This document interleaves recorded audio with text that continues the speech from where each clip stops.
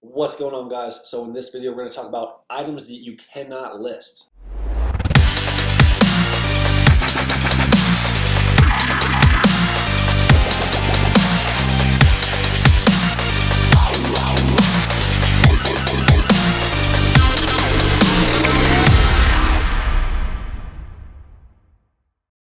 And so we've made there's two sheets actually. If you sign up with WebScript you have a do not list collaboration. So all of the members give items that they've gotten warnings on, or that there's just restrictions for IP complaints, copyright, trademark.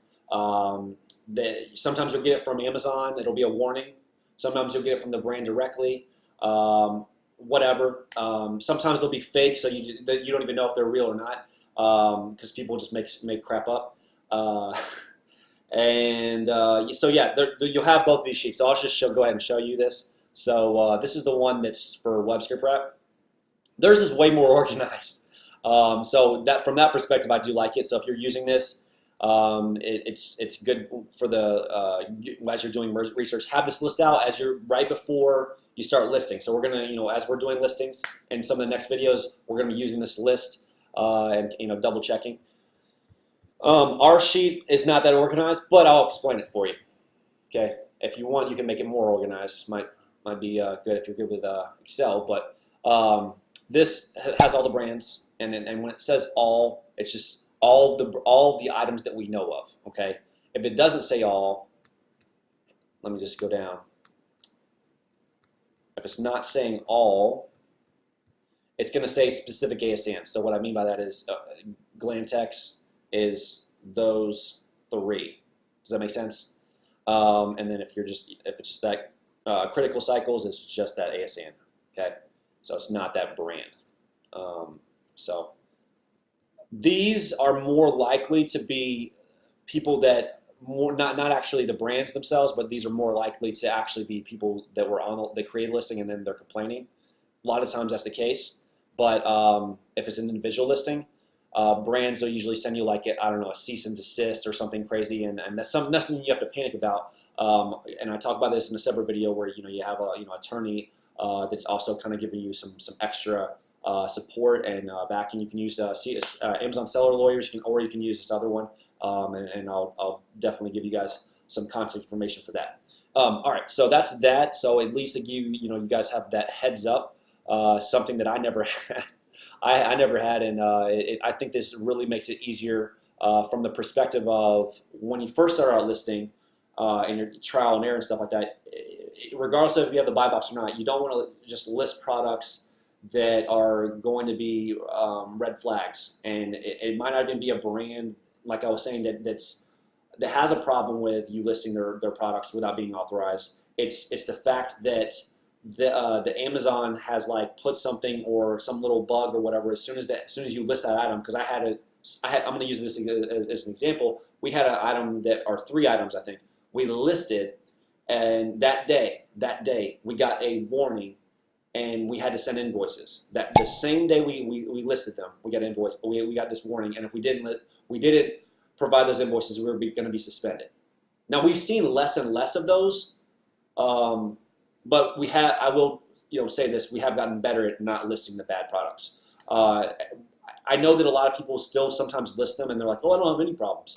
And some people go off of the fact that other sellers are on them. They're like, well, other sellers are on them, so I mean, it's cool. I mean, the choice is ultimately yours.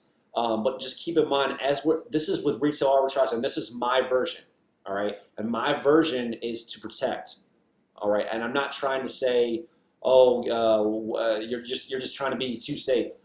This business model is very fickle, okay? And unless you're authorized to sell, I just want to make sure that I'm protecting you guys. I want you to know that I care. That's why you have all this stuff, okay? That's why all these sheets matter and stuff.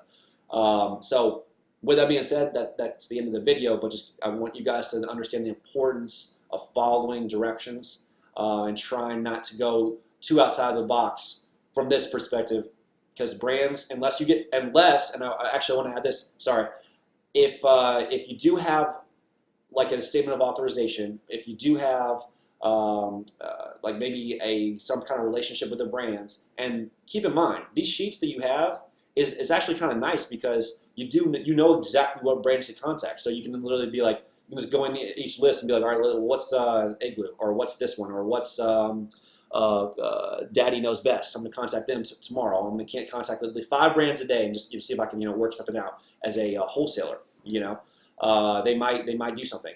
You can go through inventorysource.com and just log in each one and try to get those contracts built up or connections set up and stuff like that. And then of course with inventory source, it's not the connections or it's not the contracts they give you. They have the API connection so that like they can connect your Amazon store directly to their to the actual cyber shelves of that distributor.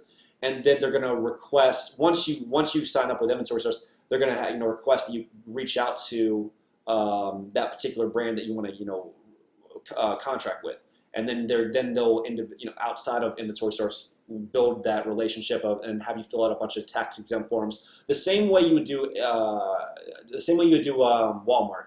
So that actually it's very handy that you know how to do that. It's not a waste of time in the future because you're going to need to have that anyways. So that skill is very similar as far as some of the streamline stuff. They'll walk you through it, so it's not really that hard though because they're all different. And I'm going to be honest, I haven't used all of them. So if you use certain distributors, they're not going to be as I might not have all of the videos for. But I'll try to update the course for the ones that I do have. As far as the wholesalers, that way you guys will know how to do it, or I'll maybe throw in some stuff that might actually, some changes that might occur, so you'll always be in the know about that. So anyways, that's pretty much it for this video. Have a good one.